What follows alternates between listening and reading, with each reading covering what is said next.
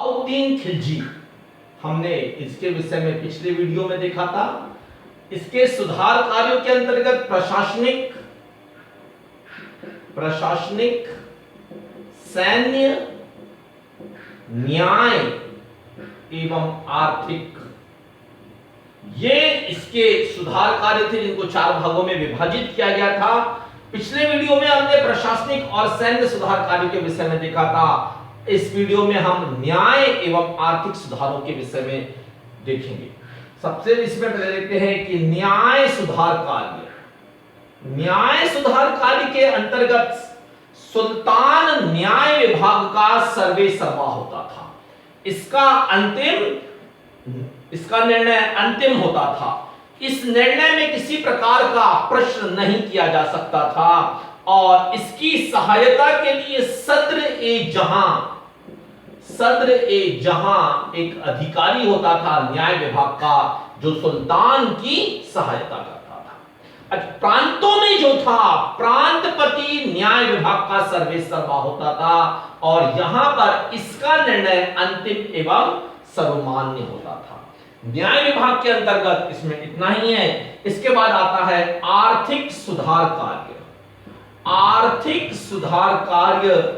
ये जो था, ये सल्तनत काल का पहला सुल्तान था जिसने आर्थिक सुधारों के ओर ध्यान दिया था। इसके तहत बाजार नियंत्रण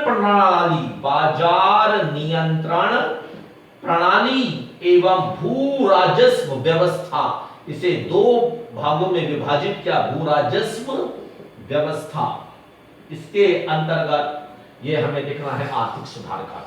जब अलाउद्दीन के जो थे आर्थिक सुधार कार्यों की जानकारी जियाउद्दीन बर्नी, ये है जियाउद्दीन बर्नी की जो एक बुक है, इसका नाम है तारीख ए फिरोज शाही से हमें इसके विषय में जानकारी मिलती है अलाउद्दीन के आर्थिक सुधारों के विषय में। बाजार नियंत्रण प्रणाली के अंतर्गत अलाउद्दीन ने यहां पर नए विभागों की स्थापना की थी और सबसे पहला, ये आपको विभागों के नाम याद रखने पड़ेंगे। पहला विभाग था दीवान ए मुश्त खराज।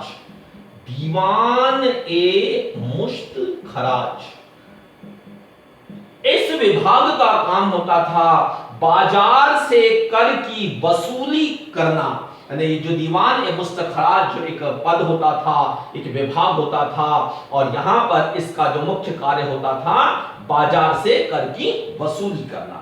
दूसरा था दीवान ए रियासत। इस विभाग का मुख्य कार्य होता था कि व्यापारियों पर नियंत्रण रखना। व्यापारी जो है किसी प्रकार की कालाबाजारी इत्यादि में संलग्न ना हो, इस हेतु इस विभाग की स्थापना की थी। और याकूब मलिक जो था, एक यहां पर नाम आता है, याकूब मलिक इस विभाग का अलाउद्दीन के काल में मुख्य अधिकारी था। इसके नेक्स्ट जो आता है शहना ए मंडी, ये बाजार का निरीक्षक होता था। बाजार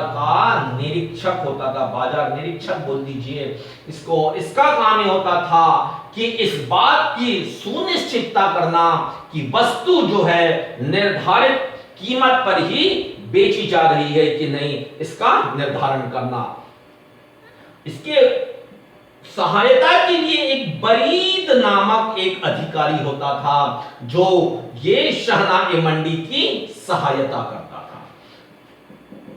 इसके अतिरिक्त एक मुनहियान नामक एक अधिकारी जो था, एक विभाग जो था जिसे यहां पर बनाया गया था, इसका मुख्य कार्य होता था कि बाजार की समस्त गुप्त सूचनाएं एकत्रित करके यहां पर बाजार निरीक्षक शहना ए मंडी को इसकी सूचना दिया करता था। इसके अलावा ये जो थे 5 प्रमुख विभाग थे। उसके अलावा अलाउद्दीन ने परवाना नविस, यहां पर एक और जो है का है नाम परवाना नविस, ये जो विभाग था इसका मुख्य कार्य था कि वस्तुओं को बेचने के लिए परमिट जारी करना। यानी जो आज के समय में यदि हम देखें तो जो लाइसेंस दिए जाते हैं वो उस समय जो अधिकारी जो था ये परवाना नविस नामक एक अधिकारी था, इसका कार्य था। इसके अलावा अलाउद्दीन ने यहां पर, ये तो प्रमुख हो गए थे 7 विभाग जो थे इसकी स्थापना की थी। इसके अलाउद्दीन ने यहां पर शासकीय भंडारों की व्यवस्था करवाई थी। शासकीय भंडारों की यहां पर व्यवस्था करवाई थी, जो आपदा के समय, प्राकृतिक आपदा के समय खाद्यान्न इत्यादि की का यहां से सुचारू रूप से वितरण करा सके, और यहां पर कहना चाहिए कि आप इसको स्टोर करके रखें। अच्छा, सराय ए अदल की स्थापना की थी। सराय ए अदल, ये एक प्रकार से यदि आज के समय में यदि हम देखें तो जो कंट्रोल होता है ना, उचित मूल्य की दुकान होती है जहां पर कि प्रत्येक आवश्यकता की वस्तु एक उचित दामों पर यहां पर मिला करती थी। अच्छा, बाजार से दलालों एवं बिचौलियों को मुक्त रखा था। बाजार से यहां पे जो बिचौलिए होते हैं और दलाल जो होते हैं इनको यहां पर मुक्त रखा था, यानी इनकी यहां पर किसी भी प्रकार की दखलंदाजी नहीं होती थी। अलाउद्दीन ने इसके अलावा यहां पर जो कहना चाहिए कि जो कपड़ों के व्यापारी थे इनको अधिक महत्व दिया खाद्य व्यापारियों की तुलना में। ये जो थे अलाउद्दीन के यहां पे बाजार नियंत्रण प्रणाली के अंतर्गत किए गए सुधार कार्य थे। अब हम इसके बाद देखते हैं भू राजस्व के अंतर्गत अलाउद्दीन के द्वारा किए गए कार्य। ये काफी इंपॉर्टेंट है, इसको आप अच्छे से देखिएगा क्योंकि ये मेंस के एग्जाम में अक्सर पूछा जाता है इसके विषय में। भू राजस्व व्यवस्था के अंतर्गत अलाउद्दीन ने जितनी भी जो भूमियां थी, बफ की, मिल्क की या इनाम की, इन सभी भूमियों को वापस लेकर इन्हें खालसा भूमि में परिवर्तित कर दिया था। खालसा भूमि सरकारी भूमि होती थी जिस पर नियंत्रण सल्तनत का होता था। दूसरा जो था सल्तनत काल का ये पहला सुल्तान था जिसने पैमाइश कराकर यानी यहां पर ये किया था इसने कि भूमि को मापा था और उस माप के आधार पर जो आय प्राप्त होगी और उसके आधार पर लगान का निर्धारण किया था। नहीं तो इसके पहले जो सुल्तान थे उन्होंने भूमि से जो भी उपज प्राप्त होती थी उस उपज के आधार पर उन्होंने लगान लिया करते थे, लेकिन अलाउद्दीन ने यहां पर सुधार कार्य करते हुए पहले भूमि को मापा और उस माप के आधार पर यह निर्धारित किया कि इस भूमि से इतनी उपज का उत्पादन होगा और उसके आधार पर वहां पर लगान दिया करता था। अच्छा, उपज का जो था 1/2 भाग लगान के रूप में लिया जाता था और ये जो था लगान सामान्यतः अनाज के रूप में दिया था, यानी 50% जो अनाज होता था वो सुल्तान को लगान के रूप में देना पड़ता। इसके अलावा सुल्तान ने जो थे यहां पर एक चरही कर लगाया था, चरही कर, और एक था यहां पर घर ही कर। ये चरही कर एवं घर ही कर क्या थे इसके ऊपर हम देखते हैं। चरही कर दुधारू पशुओं पर लगाया था और घर ही कर जो था आवास पर, घर पर, झोपड़ी पर आपका जो भी निवास स्थान होता था उसके ऊपर भी आपको कर देना पड़ता था। इसके बाद जो आता है खमस। खमस जो होता है युद्ध में सैनिकों के द्वारा लूटे गए धन को या यदि किसी व्यक्ति को कोई गड़ा हुआ धन प्राप्त होता है उसको खमस कहा जाता है। इसके तहत सुल्तान ने यहां पर राज्य का हिस्सा 1/5 और उस व्यक्ति या उस सैनिक का हिस्सा 4/5 रखा था। लेकिन इसके पहले जितने भी जो थे सुल्तान उन्होंने राज्य के हिस्से में 4/5 और उस व्यक्ति या सैनिक के हिस्से में 1/5 5 भाग जाता था। इसको याद रखने का है क्योंकि ये जस्ट अपोजिट है यहां पर बाकी सुल्तानों की तुलना में अलाउद्दीन खिलजी की खमसकर व्यवस्था। इसके अलावा यहां पर हिंदुओं से जजिया और मुसलमानों से जकात कर वसूला करता था। अलाउद्दीन की राजस्व जो नीति थी, इसका निर्धारण जो था, इसके वजीर शर्फ ए कयानी, ये नाम याद रखिएगा, शर्फ ये कयानी के द्वारा निर्धारित की गई थी। ये जो व्यवस्था थी अलाउद्दीन की। अब ये जो थी हमारी यहाँ पे भू राजस्व व्यवस्था के अंतर्गत इतना था। इसके बाद जो आता है ये हमने देख लिया प्रशासनिक, सैन्य, न्याय एवं आर्थिक। इसके बाद देखते हैं स्थापत्य। अलाउद्दीन खिलजी जो था सल्तनत काल का जो सुल्तान था, इसने अलाई दरवाजा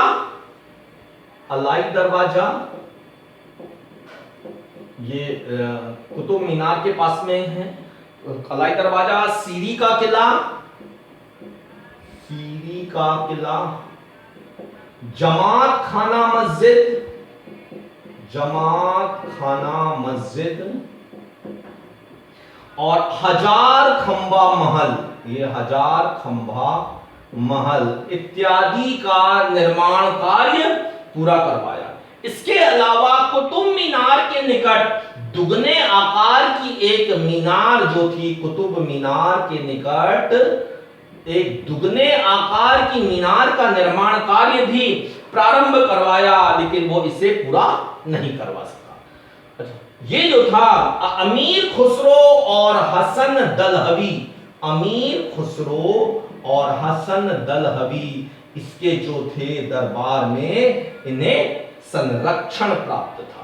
अलाउद्दीन ने अपने आप को सिकंदर ए शानी की उपाधि से अलंकृत किया था। ये जो था ये उपाधि अलाउद्दीन ने ली थी।